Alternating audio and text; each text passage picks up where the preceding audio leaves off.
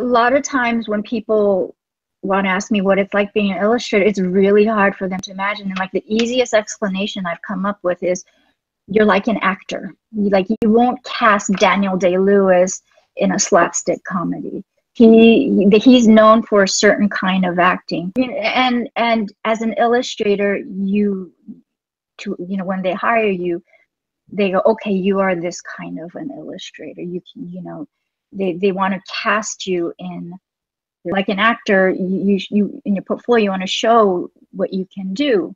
So they have an easy time casting, oh, this person is appropriate for this story, or this person is appropriate for this story. And the way I show it is I like drawing the figure. I like drawing humans, and I like drawing them like with like a sense of motion. And I draw like a lot kids of different backgrounds. So that's kind of what I get cast for a lot in the books. They hire me a lot because I can draw lots of kids, and I can draw kids with multiple, all sorts of different ethnicities. I noticed about your scenes, they're full of excitement and drama. It's like seeing a little play. And like an actor, you have to act it out. It's all fine and good to use, reference you find online and stuff, but in the end, you're the one illustrating, and you have to act the scene. You have to like get out of your chair and go, whatever motion you're imagining the kids you're illustrating is, you have to kind of act it out to try to, okay, will the kid move this way? Will the kid move that way?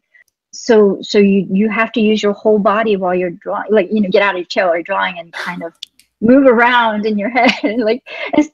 So sometimes you use your computer and take a picture of yourself. It's like weird thing. A lot of times when a picture is not working, the fastest way to fix it is to just get up and try to act out the scene. To see if, even if you're not taking picture of it as a reference, just by moving your body, you can kind of get the sense of if you're drawing the pose correctly, or if you're drawing the right moment. Getting up and moving and feeling it, it's like, and you go, okay, this one, oh, my hand's this way when he's moving over here, or like my hand's that, okay, maybe that looks more natural. If you're not taking picture of it, you can, just by feeling yourself doing it, it's easier to draw it.